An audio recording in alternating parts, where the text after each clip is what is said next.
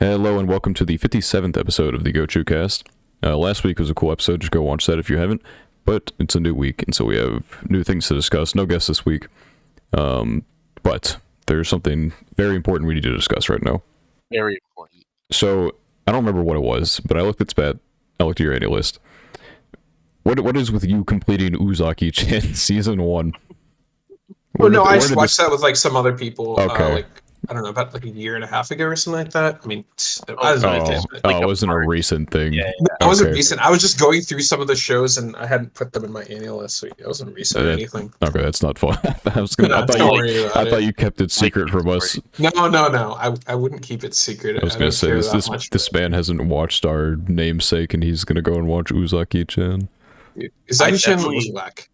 Very strange timeline. I definitely think the timeline of Spat just watching Uzaki randomly after watching all these like bangers that we've talked about would have been really funny though. It would have. It's just like, Attack on Titan, Oshidako, and then Uzaki, just out of nowhere. Nah. Were you caught up on Attack on Titan yet? No, I'm still on season 2. I watched a few episodes this week, but I'm like not very far at all, so I'll keep going. So. Season 2 is fun. Yeah. I think I don't want to spoil it, but yeah. I think like season 2, season 3 content was the peak for me with Attack on Titan. Okay. I don't know. I think the general opinion on season 2 is less than mine, but I like. Yeah, it's different for sure. Like, I think it depends on who you ask. Yeah, exactly. Obviously, yeah. No, I think it's just different. So I can see why some people might prefer it and some people might not prefer it if you're basing everything off what you experienced in the first season. So that makes sense. Mm-hmm. But yeah, I'm excited. Keep going and keep watching. Did you guys watch the new Oshidako episode? That's the thing I still have to do. I know it came out yesterday. I did not. Okay. It was good. I gotta watch that. It was very good. I mean, listen, the first 7 episodes are really good. I'd be really surprised if the 8th one was bad suddenly. So I don't know. That happens sometimes, where like all the budget's spent on the banger episodes, and so you just get like the middle 8th episode that exists. It probably wouldn't happen for something like Oshinoko, the way it's been being produced, but it definitely happens to some shows. Yeah. They did a good job with this one. Very interesting content already. But Is this? I can message you that what it happens. Yeah. I'll wait till I watch it. But I feel like they did very good with the impact moments, I guess. Okay, so obviously it's like 3 chapter structure, so I'll give you like the chapters. Yeah, that's true, because I do have chapters 31 through 34 totally memorized. Yeah, Oshinoko. I do watch Oshinoko with Mars, so we do not. You guys got your watch crew? I have discovered that watch crews are just the most reliable way for me to finish seasonals. However, I've also discovered that Mars and I have like one single moment that okay, that makes sense, Daniel. Yeah. That is about what I thought it would be too. That Mars and I have like one single time every week that we can actually get together and watch stuff, and we haven't really been doing it because it's also one of his 2 days off work. So oftentimes he'll also, have to go hang out with family or his girlfriend or stuff like that. Yeah. And so we're quite a bit behind. Yeah. I've been keeping light tabs on the Oshinoko anime. Obviously episode 6 I watched without him because I had to watch episode 6. It's just how it goes. But the rest of it, pretty much, I've just been waiting until we get a chance to actually sit down. It's been the same with Dr. Stone as well. Yeah, I'm like one episode behind the one that came out today. To be fair, I've read all of Dr. Stone. Yeah. I love this arc we're going into right now. Well, I'm going into. You guys should already be in it by now. But it's a fun arc that I like a lot, and so I do not feel bad about just basically binging the second half of the How much of the manga is left to cover? There's a fair amount. Quite a bit. Like several seasons. I think we're like halfway through almost, I think. chapter wise. Yeah, that sounds about right. I think I did the math, and it was like there's a specific arc that I'm really excited for, and I was like, oh, I wonder if that's coming up soon. Bit of a clueless moment. I did the math, and I was like, oh, it's like at least 2 seasons, maybe the end of the next season after the next core finishes, type of distance. And I was just kind of like, damn, there's a lot of shit that we still haven't gone over, huh? And I kind of like skimmed through it, and I was like, yeah, there's quite a bit still. Yeah, only one episode left in the season actually after today. Yeah, but there's the second core. Yeah, eventually. Is it announced when? No, we just know I that there don't. will be. Yeah, there's gonna be a second core, but I don't think we've seen anything about when. Yeah. I mean, if we just go off general split core goofiness, It's then probably yeah. winter, but we don't know yet. Yeah, and then the way it's set up, I believe the second core should just be a continuation of the stuff that the first core is setting up, if I remember the links right. But I haven't watched the second half of this core, so maybe it's moving faster than I think it will, or slower. I haven't watched today's episode, so I don't know exactly where it is, but I don't remember the arc too much anyway. It's been a while since I read it. Mm-hmm. So, I do have something that I did this week that is relevant to anime and maybe a little funny. I watched the first season, all 12 episodes of Symphogear. Oh, that's I've heard of that show. It's like the mecha musical thingy, like, right? Close enough, yeah. Yeah. Mecha's like a hard word to like mecha magical girl kinda. Yeah. Because it's like kind of mecha, but they don't use like mechs, if you know what I mean. Like its armor is a better way to describe it. Oh, okay, yeah. I know what you're talking about. Yeah. But it's not like a separate thing. It's just like they transform or whatever. Yeah. Yeah. Okay, gotcha. They're OP enough that you could. Yeah, I feel like I've seen like shows something like this, or like with that same mechanic. But yeah. But yeah, I watched all of the first season of that. It was an adventure, and In a good or bad way? I enjoyed watching it, and that is the best way I could describe it. That's good. It was very monkey in the sense that season 1 had a lot of weird story points that like only kind of made sense. But also, classic. like to put it in the most like blunt way I can, I don't really think season 1 was a particularly like well written season. But also, I signed up for Super Mecha Fighter singing anime girls, and I got Super Mecha Fighter singing anime girls, so I can't really complain on that front.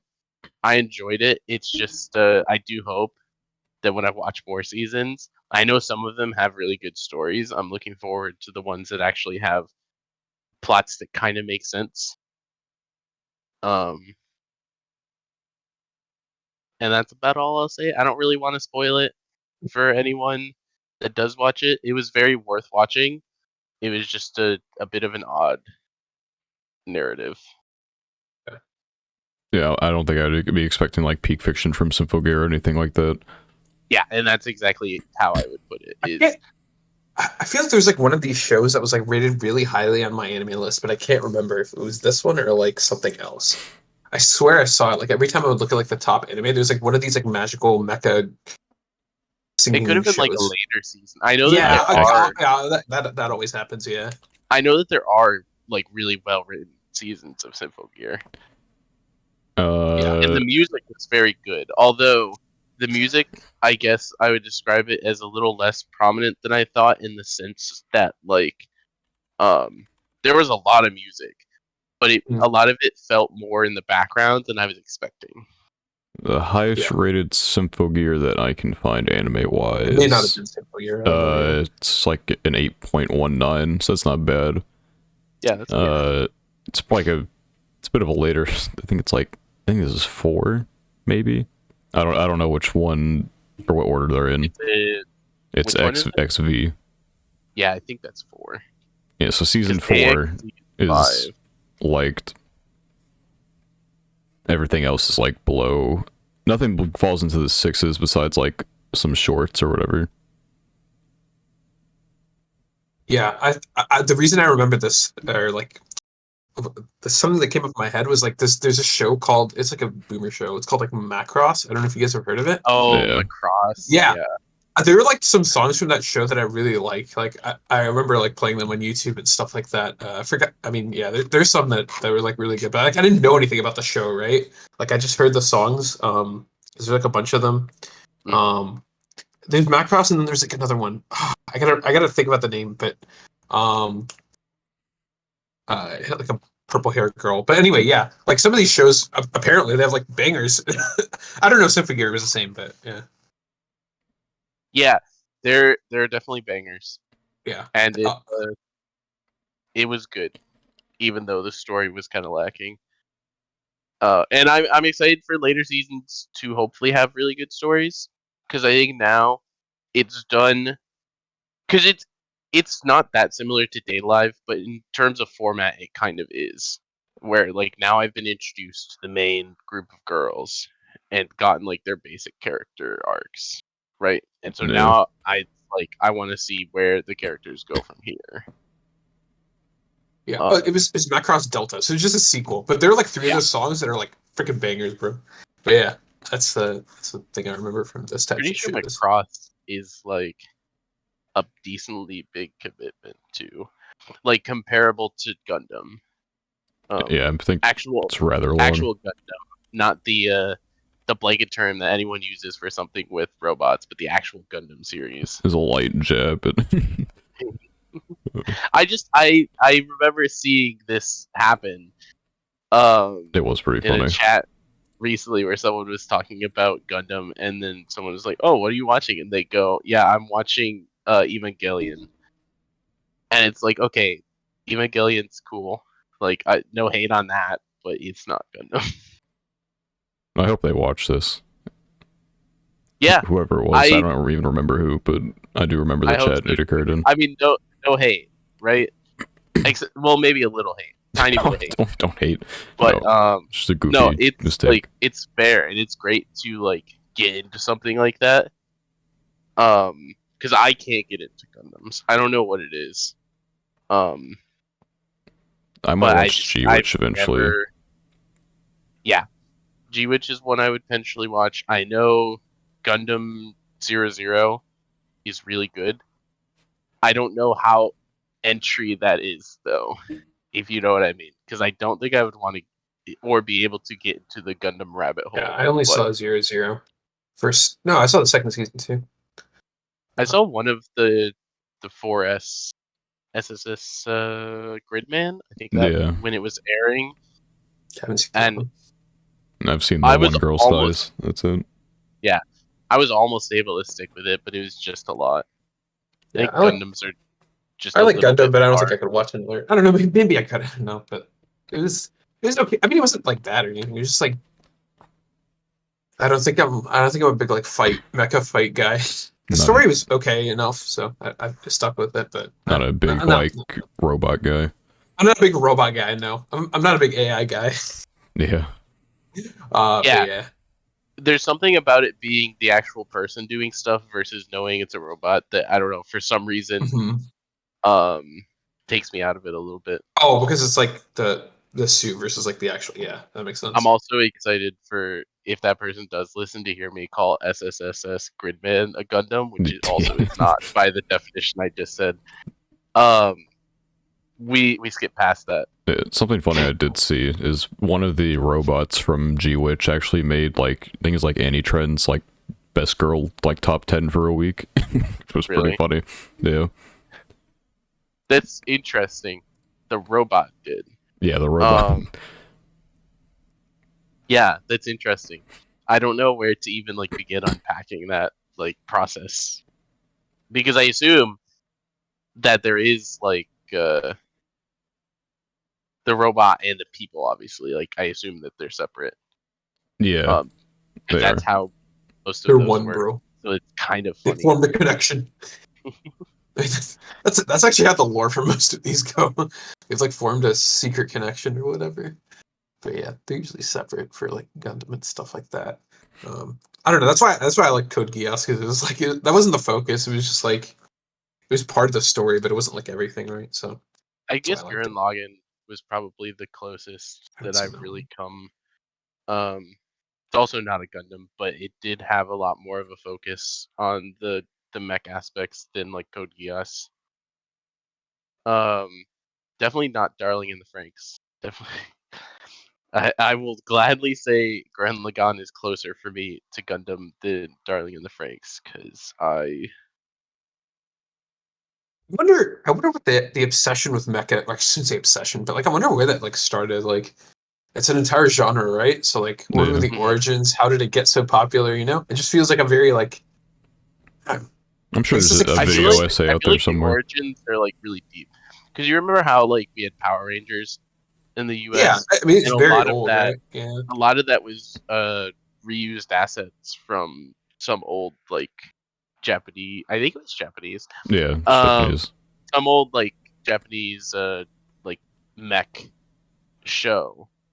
And so it's like I wonder if it goes deeper than anime, perhaps.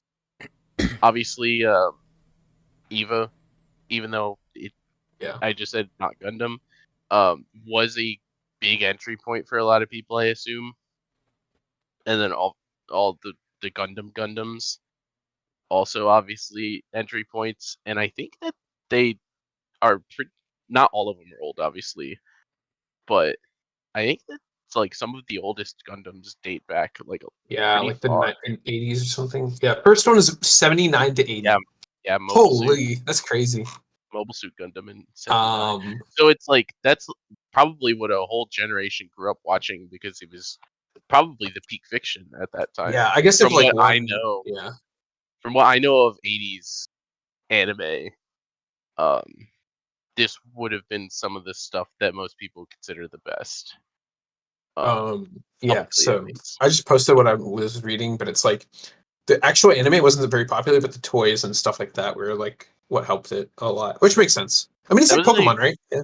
Yeah, there was a thing in the U.S. with stuff like Voltron and things like that, Power Yeah. Rangers, obviously, where it was like being able to go to the store and buy like the robot I just saw on TV made it so much more exciting than just like watching the show and popping off when they're like Power Rangers deploy or whatever. Yeah. Yeah. I mean, it's true for like a lot of things, right? Like if you expand like the ways in which you can, I don't know, proliferate. Like I can't think of a better word, but like your your um your IP, you know, like through different Hmm. forms of media, then I mean, it has a better chance of succeeding, right? Like the amount of people who started with Pokemon games and then moved on to Pokemon cards, or started with the anime, moved on to Yeah, games and things like that. It's just like Pokemon's an outlier in the size, Just, but like in terms of like how they've spread it, they've done a good job with that. yeah. So I mean, yeah, just diversify the ways in which you can acquire yeah, capital from your brand. And that is why which Pokemon's the not every biggest. show can do. So Yeah, but like Pokemon definitely yeah, had like they yeah, have like infinite money printing, I guess, because every like few years they're gonna come out with just more Pokemon. Congratulations, you have Yeah. more toys, more anime, more money. It's just like it is Like at literally an this point, infinite money machine. yeah, at this point, it's just so ingrained in society that it's like Pokemon. Not, I hesitate to say anything will last forever. But Pokemon is definitely one of those things that's like it'll end basically when they're ready to end it, and probably not any oh yeah, sooner. they have complete control. Yeah, It's not something that will end like organically. Like, would be very yeah, hard. it can be difficult to tell, like, because even if I were to say Fallout, I mean, I basically have bought it Pokemon, I guess. At this point, I'm just watching the anime. I don't play the game anymore. But you never like. There's a whole market out there. Like, if you were just, I don't know, if you had moved on from a game, like everyone loved Fortnite at one point, but then eventually all the people who were older moved on, and like the kids mainly stayed around. And there's obviously like a select group of people who stayed regardless. like probably mostly content creators, like frothing at the mouth the fact that it's just all kids now and they get infinite money from that. But anyway, I was gonna say Fortnite's a fun example because isn't Fortnite still doing pretty well? Fortnite is still huge. It is Yeah. like you never understand like how big something is because once you leave that circle, you're not hearing about it, and so it kind of like gives you the illusion that maybe it's not as big as it was. But like, my nephew was over here the other day, and he's like, "Do you play Fortnite? You know what that is?" I'm like, "Oh my god, no." No, I don't know what that is. I did say yes, but I haven't played in a long time. And he's going off about Fortnite and like the new chapter and how there's like theories about what it's gonna be. I'm like, "Oh my god, why is this game still around?" Yeah. Doesn't Fortnite actually have like crazy lore also? Lore? I don't know about. I think there's people who make lore, basically. We call that fan fiction. It's people theorize about the stupidest shit, and so they can make like 10-minute videos that dumb kids will watch, and they can get money out of it. Just how it is. Yeah, I think it's also hard to like tell like how popular something is because like if you grow up with it, it's like Pokemon, for example. Like when I grew up with it, everybody played Pokemon, right? Yeah. And you were exposed to it all the time because it's like you'd go into class and some kid would be playing on his Game Boy Color or whatever. But then when you're an adult, it's not only that the people your age may have lost interest, is that you're not exposed to like kids all the time, right? Unless you're like a teacher or something, right? So it's hard to tell. I legitimately thought Pokemon like declined a lot in popularity. Yeah, you would think that, but it's just more popular than ever, really. Like yeah, and in like a different way. Yeah, the aged demographic has kind of moved, and like the way it's consumed is different now. But even then, for us, like I feel like around Black White time, it felt like Pokemon was at a low. But maybe that's when I was like middle school, going into high school. Yeah, I was in high school. And it wasn't like cool to play Pokemon. Dude, that's it. All fell off in Black and White. That was the last games we all played as like kids or whatever. And then it was sometime before Black and White too. All my friends like, "Oh, Pokemon's not cool anymore." And like you actually like chastised for playing it. Yeah, exactly. Yeah, it's I don't know, but now it's kind of Pokemon Go existed, and so that happened. It's just always finding a way to crawl back in, even if it does start to decline a little bit. Pokemon Go kind of ripped too. This is kind of off topic, but I think it's still like relatively popular. I think it's definitely died down in comparison to what it used to be, obviously, but I think it's still relatively popular. I was on a plane. When was this? I think it was when coming back from Las Vegas earlier this year, and I was talking to the person next to me on the plane, and she was like, she just went to some event. I don't know how big it was, but like some event with like her nephew, and like they were talking to like Pokemon Go streamers, and like there's a huge Pokemon Go event with like hundreds of people. So like, I don't know. I mean, it's obviously not going to reach its peak like when it first came out, the first month or so, but like seems to be like popular. Seems to be like a reasonably popular game that like people play casually. So. I feel like the next step for Pokemon Go is just exist until AR has expanded enough to where you can have like the SAO movie type glasses, and that's how like the next Pokemon Go would exist, is like AR out in the world or whatever. But until then, I don't see Pokemon Go making another comeback or anything.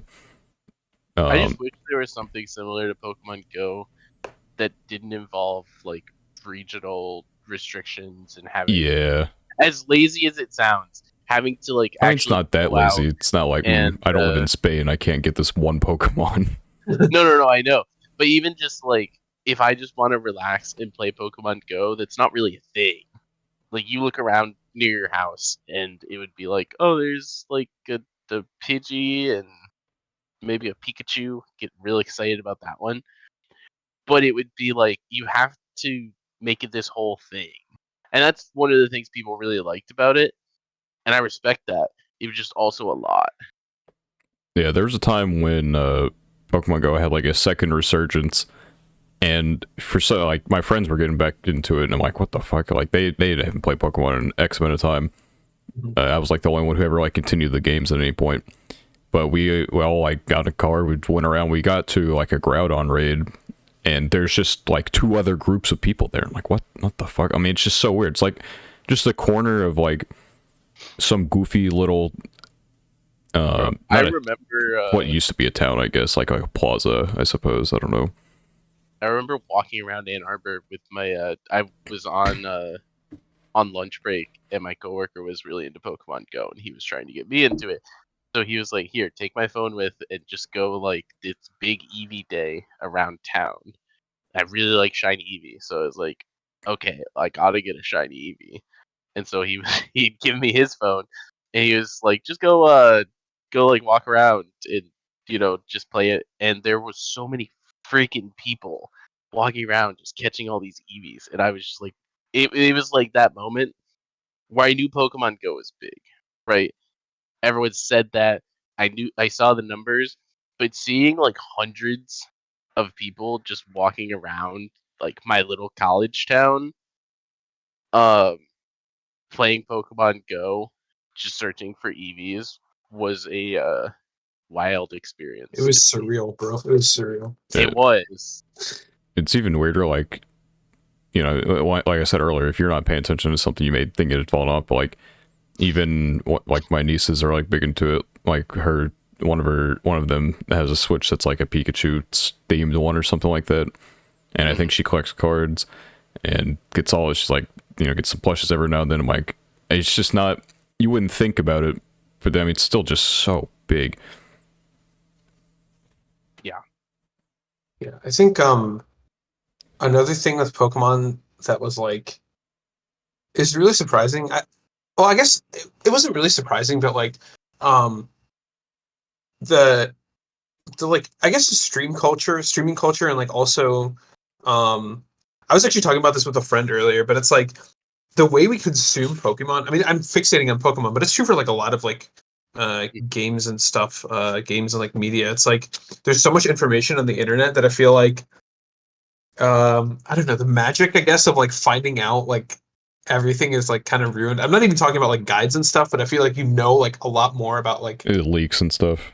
yeah, not even more than leaks. Like I don't know if you. I mean, maybe it's because I'm a boomer, but like I remember when I was a kid, I would only play like Pokemon Gold and Pokemon Blue, and then like in 2003, I think Ruby and Sapphire came out, something like that. And like I didn't know those games existed, right? But I didn't know them until I went to a friend's house and he had it, and he sent out like a Torchic or something. I'm like, what the heck? I've never seen this Yeah. Pokemon before, and it got me like so excited, And it's like, sure, even if I avoid all the leaks and I avoid everything, it's like at least I know like a little bit. Like back then, It you'd like not know you wouldn't anything unless know you. if it's like when the Yeah, release dates for certain things were. yeah, exactly. I get Or that. I mean, yeah, or you're like a Nintendo Power or like Shonen Jump subscriber or whatever. One of those. I forgot the third type of magazine that had all that stuff. But yeah, unless you were one of those dedicated individuals, you didn't know anything. You just had to go to the store. Yeah, I And one of your friends. remember. I think it was like Heart Gold, Soul Silver. I was just a kid flipping through like the Christmas magazine thing, Mhm. and that's when I found out they were coming out, and they were just there. And I would like I'd just circle Yeah. everything I wanted, like might have wanted on there, and so that's how I'd usually find out things were releasing, was just through goofy magazines around Christmas time. But yeah, I mean, the direction I thought you were gonna go, and to like I guess to continue that point on like how we consume uh Pokemon. I'll use Pokemon as like the main example just because it's easier, but just media in general, especially with games, like on YouTube, the Let's Plays used to be like the big thing, but now it's like Dude, you have to condense that into like a 40-minute video of your entire experience, oh my god, or dude, no yes. one's gonna watch. So like I feel like streaming takes over the Let's Play part of Yeah, it, and Yes. now but videos don't usually, you'll upload the VOD maybe, but you can't upload like Pokemon Emerald walkthrough or playthrough part 1, let's go, woohoo. And it's like, no, you must put Pokemon Emerald entire playthrough with Mudkip only on set mode yeah. to I get think it's views. just yeah, you just have to differentiate yourself from like the thousands of other people that are gonna be doing the same thing. It's like Yeah, because like kids, because it's a different generation of like, we're going to like short form mainly, like yeah, fucking demon times, I guess. Kids these days are always going to consume like the shorter content because they don't have attention spans, and all the older people aren't really interested in sitting down for a let's play, I guess. yeah. Or if like falling out of the game maybe. it's just like, I guess it's like the symptom, like people are falling out of certain things, and the people that stay within that aren't a big enough group to get all of the views, I guess. Yeah. It's just such a, I don't know, I hate short form content. I'll say it every single time it gets brought up, because I don't know, maybe it's like a small jealousy thing, because my content is like, it's in an awkward realm where like I can make shorts, but they have to be the kind of shorts that I hate the most if they're going to work well. It's also like you talk about things in depth. Yes, and that's like the thing that you enjoy is that depth. And to do short form content, you would have to lose a lot of that. Because like the benefit with it is I could touch on series that I watch that I would never in my life make a video on. Like 2Q Crisis is the only short I've made so far. Is like kind of to test the waters, and I think I hate making like the subtitles for them, but like you kind of need those to like keep people's attention because people are dumb. But I do agree with crazy. the idea that it lets you explore some other shows that you might enjoy or just want to talk about that you can't commit a whole script to. I mean, I could talk about like everything from what I think is like generally good, but not like good enough to make a video on. What I think is just absolute dog shit, and I don't feel like making a video on. I really got to make some more videos like fucking trashing on stuff. Those are fun. But it's I do enjoy much more being an optimist in my videos than I don't know. Because everyone in our Glow group or whatever knows me as like a big hater, but it's much easier to rant about things I hate. It is. It's always easy. But then like go in depth and write about the things that I like. Yeah. It's like more fun sometimes to just take something and be like, yeah, this shit garbage. Absolute fucking ass. Yeah, it's like I don't know. I'm so glad I didn't make the video on ours, because I was gonna make a video talking about how it was good, and then ours fell off immediately. So thank fuck I didn't do that. And there's actually a video I saw from a dude who I don't remember his channel name, but he's like up and coming, I guess. And he made a video on how ours was absolute dog shit, worst of the season. I'm like, that's pretty based, and that video blew up. And so I'm like, maybe I should hate on things more often. Yeah, I don't know. Another thing that I thought about. Oh, go ahead. Sorry. I was going to be kind of going back to like to the shorts point, where I would like to maybe make some of these things. It does make it difficult to write a script. Like, what do I say about something in like maximum 60 seconds? Because a lot of people will have like something they want to say, and then they will dance around that subject, and then at like the very end of the video, then they get to it. Like, fuck, I don't remember what it was. Oh yeah, it was some Pokemon short that came up, and I'm gonna click on this because I don't feel like thinking about it right now, even though I'm sure I could come up with the answer. It's like the only Pokemon to lose base stat total when it evolves, and the answer is Nincada to Shed Ninja, because it loses all its fucking HP. Yeah. And like I could come up with that. I'm not gonna like think about it at the moment. But this asshole fucking extends the video as long as possible to get all the sweet watch time. I mean, not. Yeah, I don't remember his name. Well, I also assume that there's like I mean, I don't know. I haven't done shorts or looked into it. I assume there's some sort of sweet spot for how much you want a short to be. Because obviously, if you put out a 5-second short, then it's not even worth. Like usually like 30 seconds probably is where you want, because there's one guy who makes anime shorts, and I hate his content with all of my heart. And the people in my main channel's Discord, I've talked about it there. I'm not going to say the name or anything. Like, I respect it, right? I respect the hustle. It works for him, and his channel has been exploding because of it. And all of his shorts get a lot of views. But the way he titles things, the content that he makes, I fucking hate it. Because he'll talk about something really small, but then he'll like flesh in like the rest of this time and it's like 30 seconds, just flesh out, and then at the very end, like, oh yeah, here's like a point, I guess. I don't know. It's just because that's the game at the end of the day. Yeah, it's the game. It's the algorithm. I've talked about it with someone else before. It's the content that I know I need to make, but my style doesn't fit it. But it's like damned if you do, damned if you don't, because my content doesn't fit it, but I hate shorts with every last bit of my heart. Yeah, but then it's also, that it's like necessary. Yeah, like the statistics are like, if you do one thing, whether you're just doing shorts or just doing long form, you're not going to grow as fast as if you're doing both. I don't know the exact statistic, but it's probably pretty significant, I would assume. Yeah. For And sure. it would help like supplement the fact that like I generally do like not many videos in a month. One, because I'm lazy, and two, because they do take time, and I have to, like, this Heavenly Delusion video I'm pushing off until the season end because I may like start writing a script, but then another episode comes out and it completely flips everything on its head. And this fucking show does it every damn week because it keeps changing. I'm just like, all right, we're pushing this to the end. I'll do, you know, a Metalist video first and Insomniacs after, and then we'll deal with Heavenly Delusion at some point.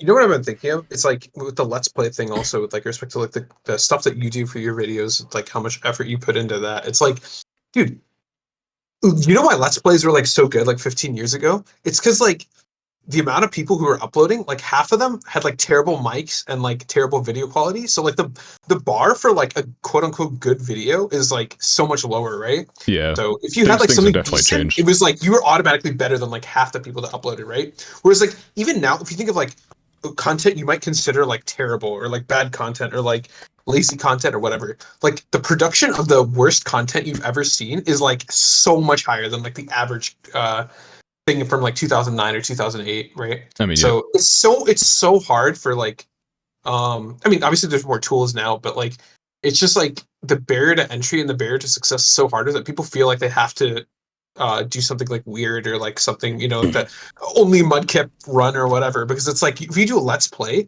even if you have like the best production or the best like, you know, graphics or like stuff like that, it's like everyone else is going to be doing the same thing, so it's like you have to differentiate yourself, which makes it hard, but it's yeah. like This now yeah. is like, it's awkward, right? Because there's such a big pool of people to compete against, but at the exact same time, it's never been more accessible to get into the game, I guess. Like, Yeah, I didn't because the tools are I didn't have available. to spend. I got an editing software, which you don't even have to, like, you can get like a Yeah. DaVinci Resolve and you don't have to pay shit. I got Premiere Pro because I'm comfortable with it because I used that in a high school class for like film stuff. And then I didn't even start with a good mic. That was a mistake. You do need a mic. I will say the one thing you do need more than anything is audio. And the most difficult thing is you can't take advice from everyone. Because I remember, you know, I've watched like some videos, like maybe Mr. Beast explains like how to succeed on YouTube, and you're like, oh, that's Mr. Beast. If I just follow what Mr. Beast does, you know, it's easy. But if you don't- But you can't yeah. beat Mr. Beast because one, you know, I'm an anime channel. I'm not able to do his type of content. And two, he has a lot of money. No one, Yeah. he is literally untouchable. You cannot use him as a point of reference for very much because the difference between me and Mr. Beast is I take 5 minutes to make my thumbnails, and his team of like, he probably has like a team of psychologists going over like how to make a thumbnail. That's like how in depth he probably is. There's just no reason to go too in depth in what, it's still valuable to listen to some of the things he says, but you can't overvalue every opinion. You have to it's kind of like news. Like you can't just look at one source and be like, yep, that's the news. You have to go around, you know, you might have to gather the full story because that's just kind of the world we live in now. You have to do that with YouTube advice as well. You take advice from everyone in little bits and see how you can work that into what you do. And it still might not work. I mean, it's just how it is sometimes. There's a lot of good content creators out there that maybe don't get the recognition, and then, you know, a lot of gigantic fucking assholes get into the limelight, unfortunately. Or maybe they're fine and you know, like the popularity changes them or some shit. I don't know. It's just a really weird situation these days as compared to what it was, where every like fucking Billy Bob in his mom's basement with his laptop mic could get 1 million views on a video and no one would even question it. But these days it's like that video is going to be clicked off immediately because the standard is set higher, even if the barrier of entry is probably easier in some capacity, just because of how many people consume just in general. Yep. I think the way I would think of it is it's good to hear from a lot of people, but not a single person that you hear from in that group is speaking like gospel, right? There's nothing they say that is like 100% like this is something you need to have like committed and known. That's at least that's the way I think of it. I mean, there are some basic things, like obviously, like if you want to do, especially my style of video, if you want to do like video essays, you need a mic, but that's basically all you really need. That's your barrier of entry, is having, like, I paid $60 for my first mic. That's It's all you needed. I paid $60, and with that mic, I got multiple videos over 100,000 views, and so you don't need like the top of the line. You just need something to make you. You need to stand at the starting line at least, instead of like at home on your couch. Mm-hmm. I think you also need to put real, like, I guess real effort would be the easiest way to describe it. I think these days you can't just put up whatever you want. You can't, because Definitely you get not, filtered. Yeah. And Nobody you was- could just for fun, right? Like if you're just doing it for the love of the game, you could just put up whatever you want. But if you're Yeah. looking for real like growth, I think you have to like really get into your product and what you want your product to look like. If you don't put in effort to the videos, people aren't going to watch them, and then you're going to get dono walled by the algorithm. And so, like, the very minimum, you need decent audio quality, and then you need to understand visually how to keep people in. That was probably one of the hardest. Well, no, the hardest thing with my latest video is over 20 minutes, and the people who do watch it generally tend to stick around and watch it and like it. But the issue is I couldn't get anyone to click on it very easily, because I didn't know how to market that type of video, because I'd never done it before. It wasn't like, you know, here's this show and it's good or it's bad. It was a very complex issue with a lot of moving parts throughout that video. I think in some of the comments referred to it as like a mini documentary, which I guess isn't inaccurate, but there were a lot of, it basically tells a whole story. But I didn't know how to get people to, I don't know how to tell that story on the cover. You know, I couldn't, I didn't have like the isekai title to explain everything. Because obviously that's not going to work, but just that title thumbnail is always going to be the first point that is always the most difficult to get right. Mm-hmm. I don't know. But of course you have to have good, you know, within the video as well. You can get people to click on it, but if they click away, then you're still going to get dono walled. So I don't know. My best work came 3 videos in a row, and then I would say my last video is probably my best script work and probably editing effort as well. But it was not as easy as like Onimai is actually good, or Danmachi's Insane Evolution, you know, Oshinoko's Perfect Premiere. Those were all very easy things to get right. But then that one is just kind of like, here's a studio and how they redeem themselves, and not everyone is like as interested in that. Maybe title wise, but thumbnail wise, it was hard to do. I could have taken a different approach. It's, you know, can't do anything about it now. I also think that sometimes, just, you know, once again the game, sometimes you can also just get everything right and it still not blow up, right? Or it still not get the recognition. Like I fully think that there are videos on YouTube that no one will ever discover that are like really high tier, like top of the line content.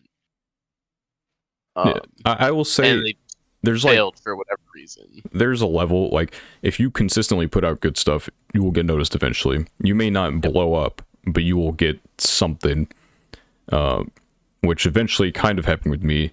I'm not struggling. Like, I think in terms of I'm like at an expected level per video probably, but I can't, like, the past few I haven't. Let me actually just pull up the channel, I guess. What were my last videos? I know there's Hell's Paradise. I don't remember if I made another one after that or if I just went straight to, I'm pretty sure it was just straight to the Cloverworks story one. Let's see, content. Yeah. And so like the last 2 haven't performed quite as well as, you know, like the previous 3 from that. And it's just how it goes sometimes. Like, I think I generally know what I'm doing. It's just, sometimes you have to find like the perfect I don't know, it's the perfect storm, I guess. There's also luck. Yeah, luck. Like, you could do a lot, and obviously you need to put your, like, the reality of luck. And this is something that people talk about in sports a lot. Like, you make the your reality own luck. Yeah, the reality of luck is you have to put yourself in the situation to get lucky. And blue luck moment. It definitely is a blue lock moment, but it's one of the things Blue Lock said that's actually like a real thing that people talk about. But it is true. Like, you can't, Derek White can't save the season for the Celtics that they eventually lost. But beside the point, he can't save the season for the Celtics if he's not crashing the boards at the end when Marcus Smart puts up that shot, bounces right to him, he gets it up with 0.1 seconds. Yeah, Anyone who and watches basketball knows exactly what I'm talking about. Like, that was luck. There was a lot of luck involved in that, but that was still an opportunity that he created. it's kind of like in Pokemon as well. Like, you can, if you're in a desperate situation, like maybe you won't. I also like clicking Ice Beam on this mod is a bad idea technically, but you need to freeze it to win. Type of thing. 10%, bro. The 10% chance to win.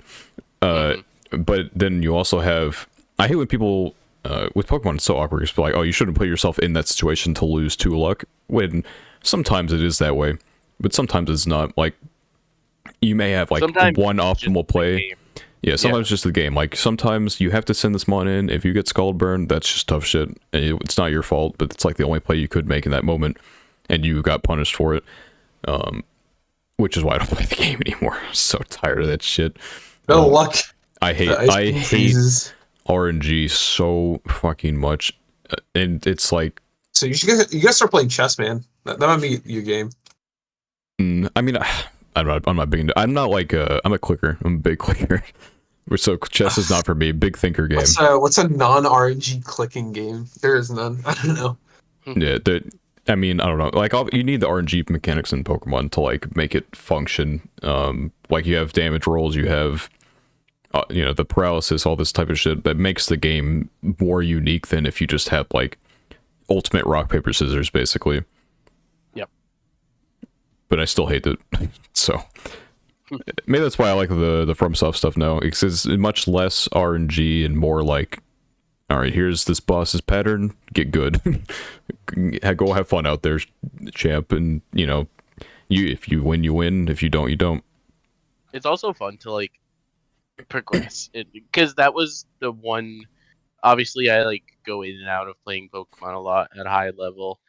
But part of it is because I feel like at some point it feels like you stop progressing. Because you can only be so good at something like Pokemon where you're also just going to be unlucky 10, 20, 30% of the time, right? Yeah. And that's not to say that I've like reached the peak and I have, become the greatest Pokemon player ever and all my losses are to luck. That's not what I'm saying there, but at some point it does feel like it's like there's nothing more to learn. You just have to, You've mastered. make You'll Ash Ketchum at that point. you Actually, just that's have to make terrible. little improvements and not get lucked. Ash Ketchum has a few improvements to make. Yeah, he's Ash Ketchum. Ash Ketchum makes it so that he's more likely to lose to luck because every move he makes is just so bad. Yeah, that's probably it. He just breaks the game rules, so luck just doesn't. Oh, that's affect true. him. That's true. Yeah. Ash creates his own luck. Ash creates his own fucking game rules. He like hacks into the code. It's got the action replay. They still got like how in the first games, like the speed run is to like break into the code in the game because you can do that from like the menu glitch, or something. Yeah. Yeah. Which is so funny to think about, like how that you could just break into the game's code on your own Game Boy, which is like hitting a series of buttons. And nowadays, I mean, I guess nowadays we still break into the game's code. It still happens, but other game, it's not like it's not as accessible. Yeah, yeah. I think one of the things I was thinking about with the cheats and the Ash thing is like, I don't know if you guys remember, this is like a very old episode, but there's one where like Ash meets Gary. I think it was like before the Indigo League. And like Gary has like 10 badges and like 5 of them are like unrecognizable. That is true. Gary does Pokemon randomly have 10 badges, which implies there are things that you've never seen. Like they're just like meme logos. It implies that every city in Pokemon has a gym, and that the 8 that you face in Kanto are just the 8 that your character happens to face. Which he is a con man and made 5 fake badges. Unless if I guess it's before the Indigo League, he could get in. They wouldn't like accept fake badges. I just think they didn't know what the fuck they were doing. They definitely just like did it because it was funny for him to have 10 badges. Yeah. And to be fair, it was pretty funny for him to have 10 badges. It's just like, what the fuck? A little But wacky. I want to know what those other 5 gyms were. That's I what don't I know need what to they know. were. I just remember looking at it as a kid, and I was like, "Dang, I don't remember. I don't remember seeing those gyms in the game because like Ash goes through all of the normal ones, right, that are actually in the game. I just remember I that. need a Pokemon historian to go psychoanalyze those badges and look at all of the cities that exist in every piece of lore in Kanto and find out where the gyms were at. I don't think anyone's gonna be doing that. But Yeah, Absolutely not. it's just fake stuff to yeah, I don't think you'd ever be able to get anywhere with that. It'd be an endless rabbit hole. It's just to get the fans speculating. Yeah, sure, sure. Definitely Yeah, think the fans speculated. it's a fan theories, bro. I don't know. I'm interested to see how they handle. I think we talked about another episode about like the new Pokemon anime, how they're gonna handle character goals and motivations or whatever. Because I'm wondering if either of our two protagonists are gonna care about Have bad like gyms and stuff. yeah. And I'm like 50-50 with it too. Also, I don't know what type of goals I want them to have. it'd be fun to have them both go through the gym stuff, but I mean, I don't know. I when did Ash catch his first Pokemon? Like, not to like get Pikachu. When did he catch him on? Because I wonder how many episodes it's gonna take for one. Of, Caterpie? yeah, when will one of these two goobers acquire something other than their starter? It's When also he was a Caterpie, like interesting the second or third episode. that yeah. Uh, Yeah. that's how many. It might have been a couple episodes more, but still, it couldn't have been that. Like, it's not like 10 episodes in or anything like that. Yeah, But we also have like 2 protagonists that we're dealing with too, and so with Journeys, it was really easy, right? Because aside from the fact that Ash was an established character, it was basically Ash is the gym guy and the battle guy, and then Go is the catch Pokemon guy, it was and episode that 3. He like caught Caterpie. Yeah, that sounds right. but yeah, and that's like a super easy format to follow because it's like, oh, it's a Go episode. He's gonna catch Pokemon, right? It's Yeah, easy. I don't know. But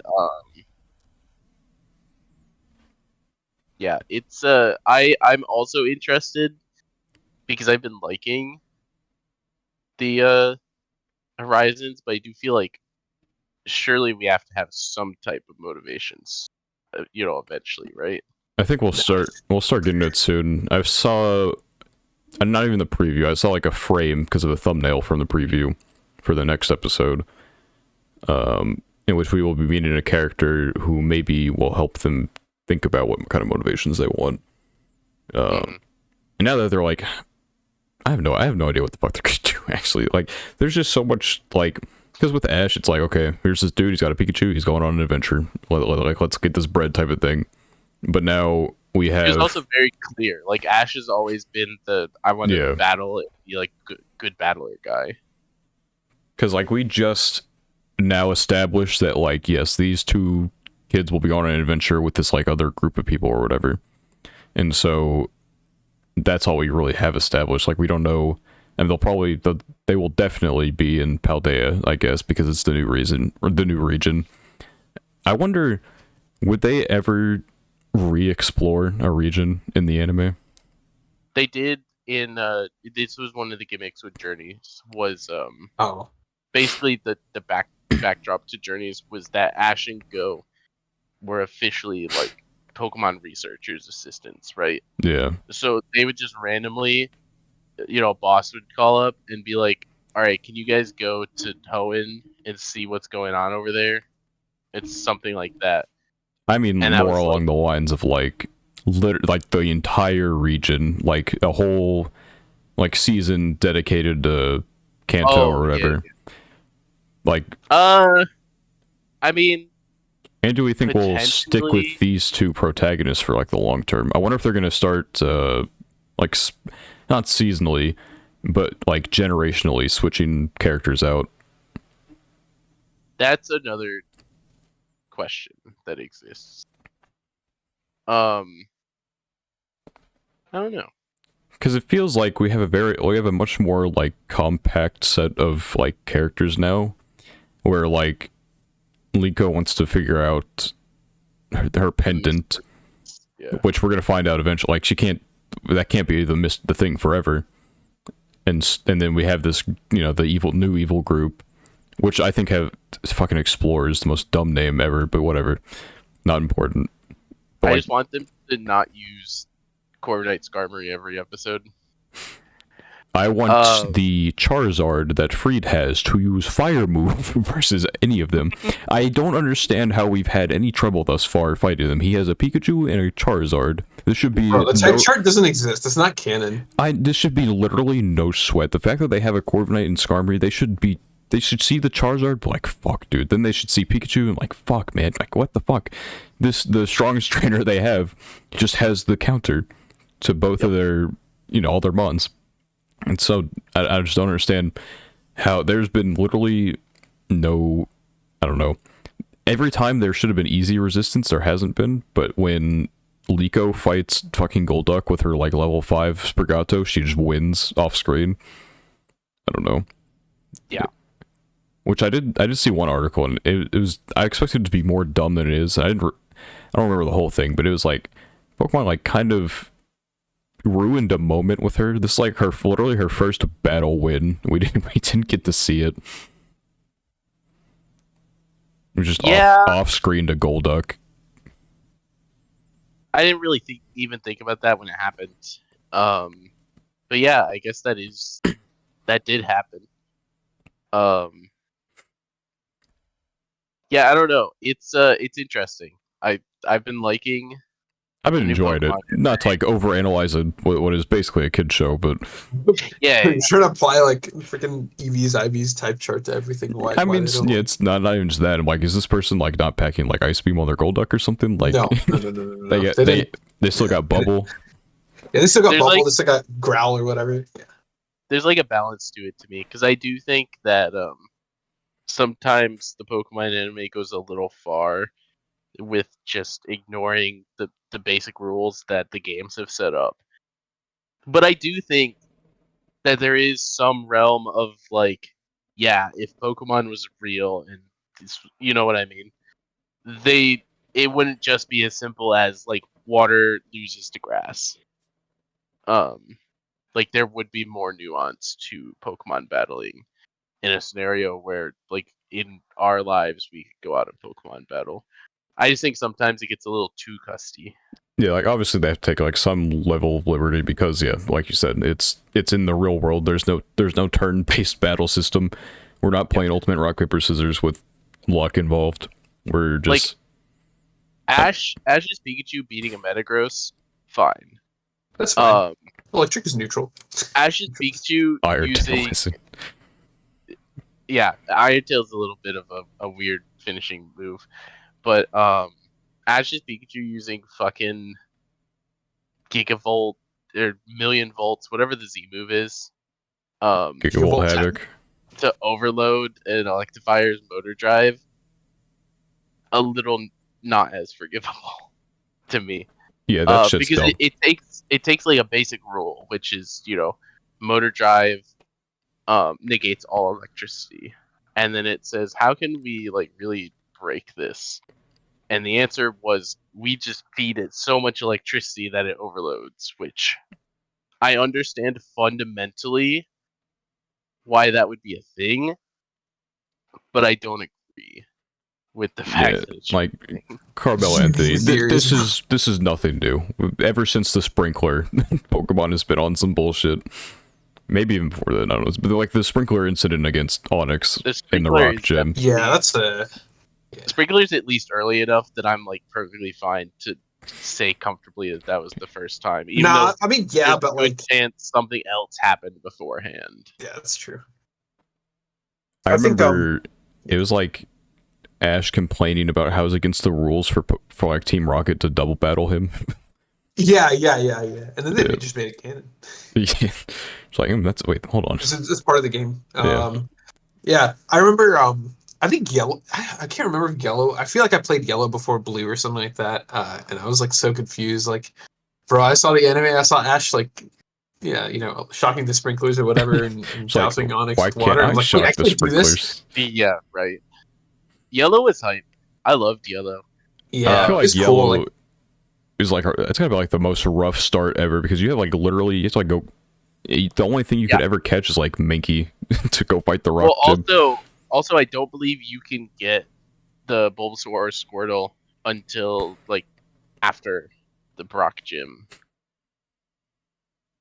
So, because I'm pretty sure Bulbasaur is in Cerulean City. Yeah, you and cannot. You have to do Mankey. Squirtle's Mankey. in Lieutenant Surge's City. What is that?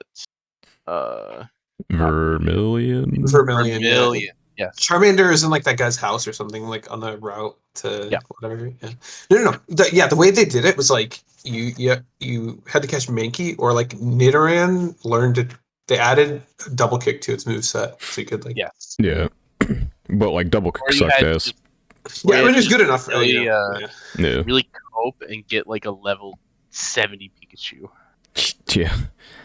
I bet that I would have done that as a kid. I would have brute forced that for sure instead of like going to catch literally anything. It'd be really funny if you just like ran out of money because you physically like just could not catch a Mankey for some reason. Mm-hmm. You could get hard stuck and like have to train that Pikachu to level 70. Yeah. I've been playing a randomized version of X recently because I just felt like it. The game keeps fucking like today for whatever it crashed twice and it pissed me off. So I don't know if I'm ever gonna play it again at this point. But I boosted the fuck out of the levels. Obviously, X is like way too easy of a game without that type of stuff, even if it is randomized. I mean, I wonder how today's kids feel about grinding in Pokemon games, because because I boosted levels by 50%. Terrible idea. I should have done it by like 40 or something, because Gym 2 and X has two Pokemon. They're both level 25, which goes up to level 38 with a 50% increase. And I had one Mon at 38 and the rest were like a little bit below that. There's no EXP code either for X that I could find. Yeah. And so I had recently had a death because I'm doing Nuzlocke as well. So I just have one Pokemon that's like level 20 something, basically unusable because I'm not going to spend the time to grind that bitch up. And then just like 5 others mostly underleveled. It's a fucking rough one. I wonder what obviously like adults and like teens and stuff want no fucking part of grinding, unless it's like, I don't know, like RPG players or something like that isn't Pokemon. I'm a big RPG. But like, I wonder how, because like as a kid, I could probably like sit there and grind for like 20 quadrillion years and not even think about it. But I love how Daniel's saying this as I am playing RuneScape on the side. One of the Dude, the thing is, it's like the grinding part. I feel like as a kid, it's because it's like a challenge, and like you feel like you have to keep trying to do something. Like I don't know, like oh my god, like how do I say it? Like as an adult, when you play the game, you know it's like grinding. Like there's a term grinding, right? yeah. Whereas it's a kid, it's just something you naturally do because like you're weak and you need to get strong. You know, like that concept of like You gotta eat your chicken nuggets to grinding. big and strong. Yeah, it's just like it's like when you fight a boss in some game that doesn't involve grinding, let's say, like you try again and again to like learn the patterns and stuff like that. But like, the equivalent of that is grinding, but like you view it differently now, I think. I feel like even like when I play other games, it's like, damn, I gotta grind. Like that phrase as a kid, like I don't know, at least for me it didn't really exist. It's just like It's like more of a chore now. Yeah, it feels like a chore, yeah, for sure. As a kid, it was like, I'm just gonna get it done. And it's fun because I mentioned RuneScape, which I've been playing a decent amount recently, which I used to play as a kid a lot. And there were so many things as a kid that I would do in it that I like thought nothing of. And I would just go to the library for a couple hours every day and just like crack out levels. And now I look at it and I'm like, how the fuck did I do this as a kid and like not get bored or anything? Yeah, I feel like a big part of it as well is nowadays it's like, do I spend 6 hours grinding my level 5 Pikachu to level, like 40 so I can have it fight in this gym, or do I do literally anything else because I only have limited time in my day to have fun? Like, yeah, as a kid, you maybe have like school at most, but then you get home, you can do whatever the fuck you want, just to like do your homework, I guess. But like on the weekends, you're free. but There's it's also like, access to so much more things. Like, I don't know about you guys, but I mentioned that, going to the library to play RuneScape and stuff like that because I didn't have like a personal computer at home or anything like that. I didn't have a smartphone until I was in high school or anything. So it's like that was my entertainment time, and I would go home and watch fucking like VHS of whatever was out, or maybe like rent a movie from Blockbuster or something like that. Oh yeah, But for the most part, alright, it wasn't like Blockbuster. it wasn't like I had a ton of options. But nowadays it's like I do. I have every option literally in my hand. Yeah, it's different for sure. Blockbuster's pretty funny because like, for some reason they still have a Twitter account, even though there's like literally one left on the earth. Yeah, there's one left. Yeah. And I saw it was like it's in my For You page the other day for no reason. But someone was like, daily reminder that no, like Blockbuster could have bought Netflix, and the Blockbuster account just replied like, dude, I'm just the intern. You don't have to do this. I do remember seeing that. You just like, listen, I'm just the guy with the. I'm just here. I feel like I don't know, there's like a line between like the cringy brand Twitter accounts and like the relatable ones. Like the Opera GX one is really funny. But then there's definitely ones that try too hard. Yeah, I know. There's some that are like there's like the. I feel like I've seen like a lot of them on like the worst tweets of all time, whatever. Like those kinds of things. They like quote those other. Those stupid ass accounts are like all over.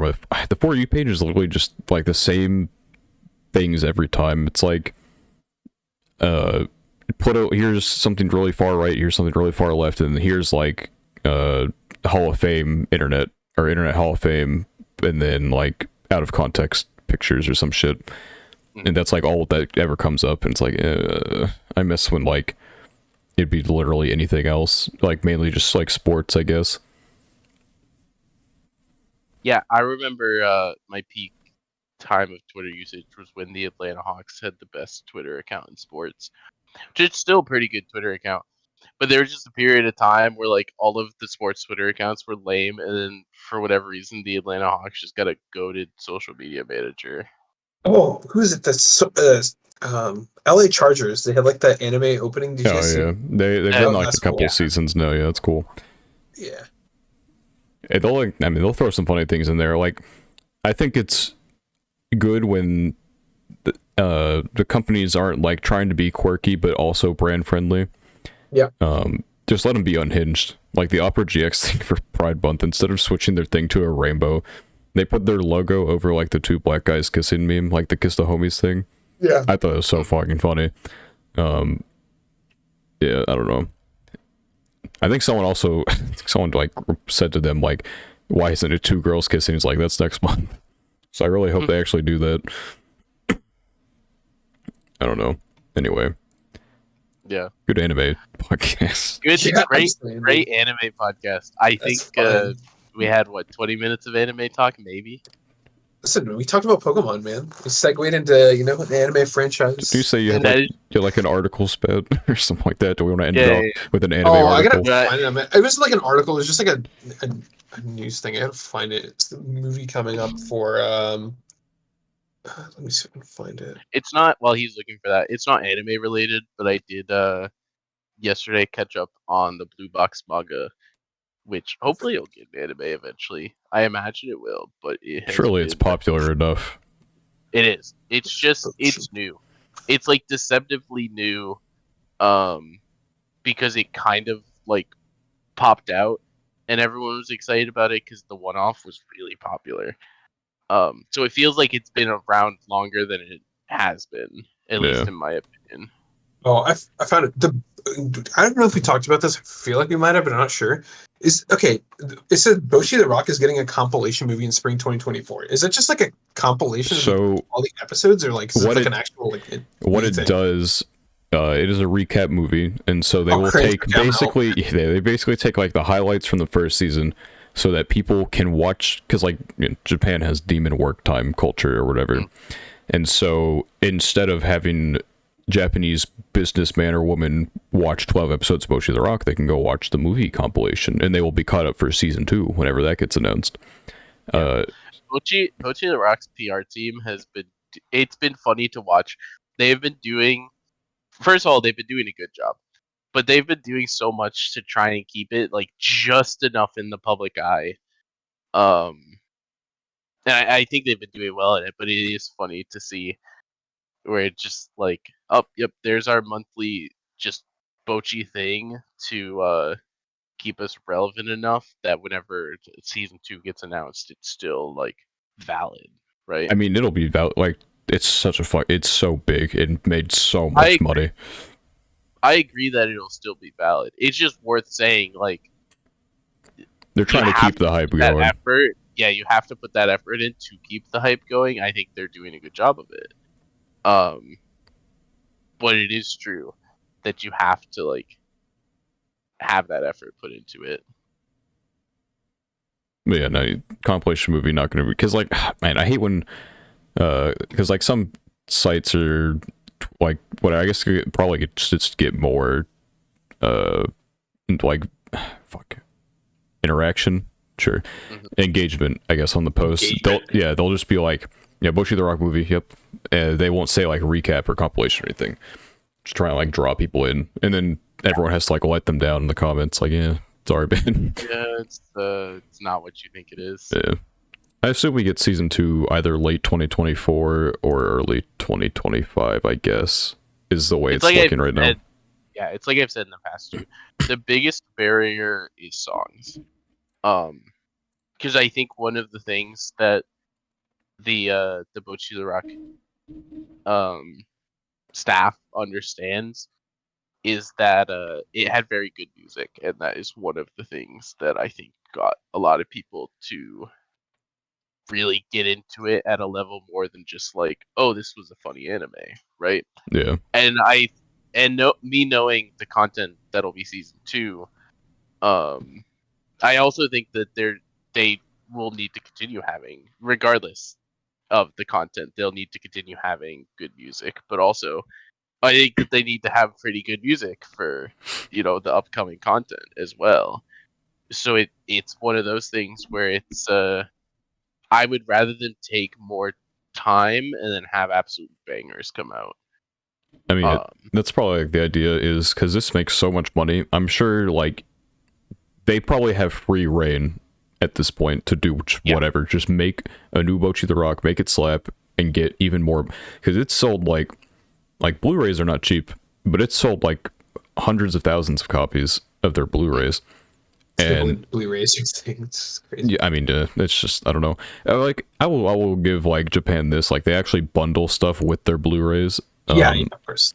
Like that's where we got in episode 10 or whatever, Drunk Girl's song. They made a full version of it, and they bundled that with the Blu-ray. But then like, they may have like other merch in there with it.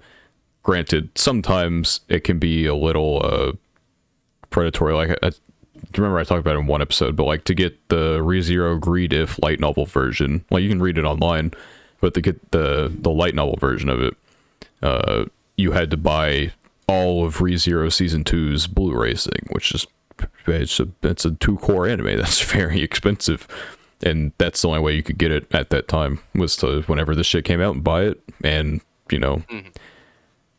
I guess like give proof to get your thing.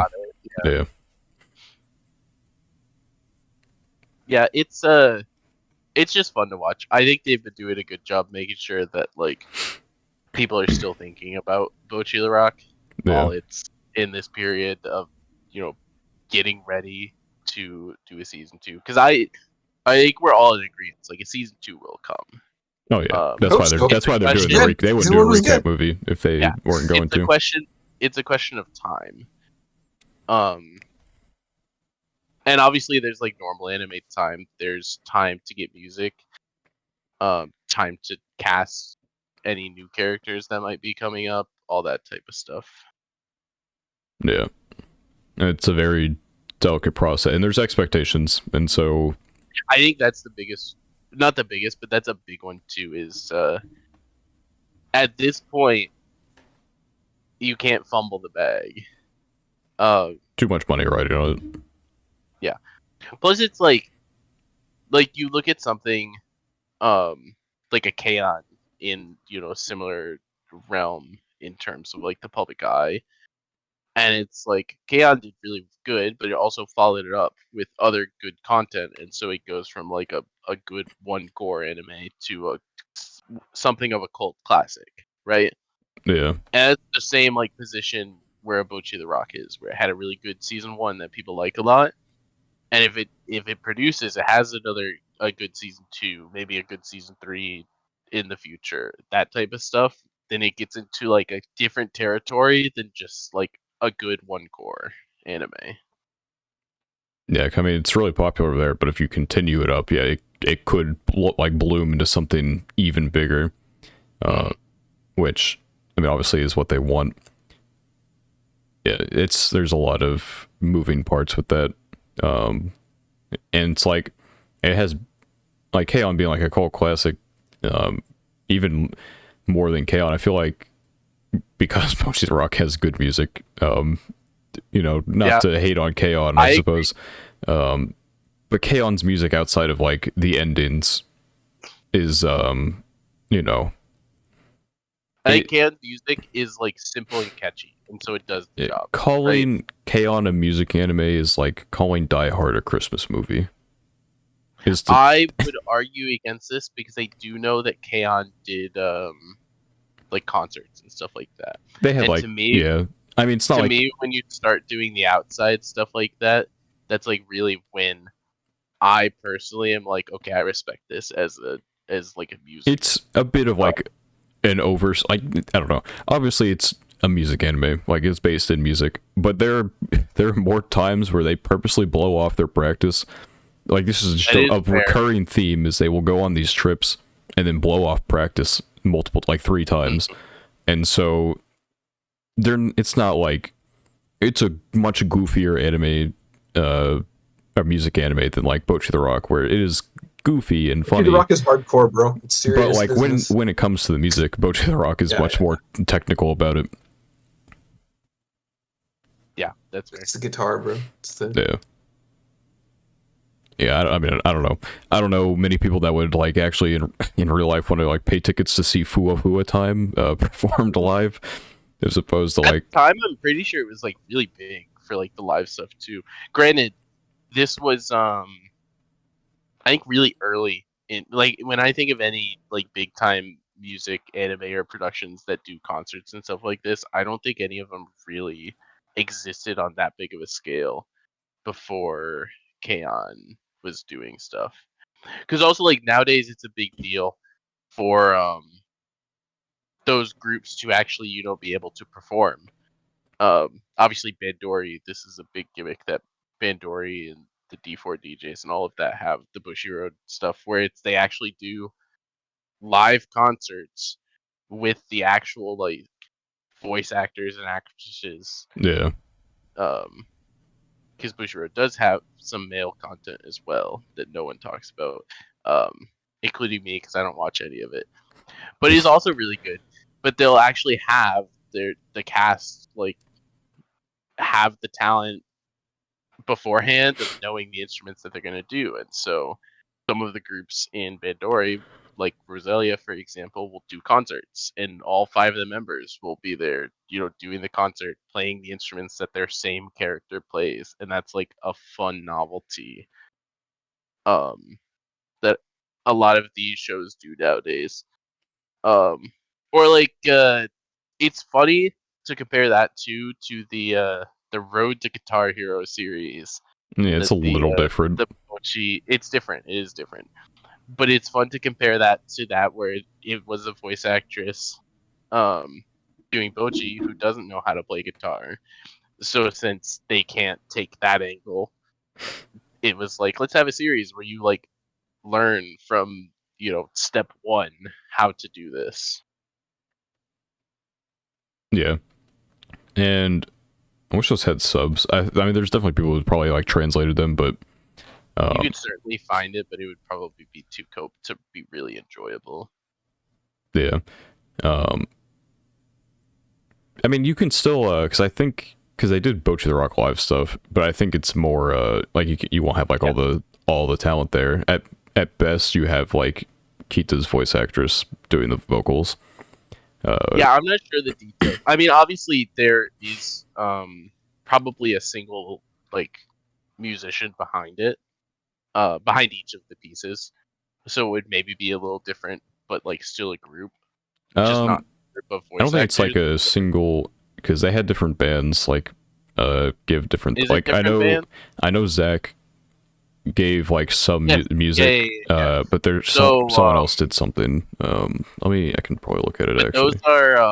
those are people arranging the songs, but is it different people performing? Yeah, there's I mean, probably probably like the not. same They have. performers, yeah, like in-house people. That's the point I'm making. Is that Yeah, I assume like the person who does, Bocchi's guitar in the songs is probably the same person for all of the songs doing her guitar part. I mean, it could not be. Like it's very plausible. it'd be easier to do that. Yeah, it's plausible that it might not, but my assumption is that it is the same um person, just because that would be the easier way to do it. Plus, like, music is so finicky. Like, even people playing the exact same guitars, exact same instrument, are gonna sound a little different.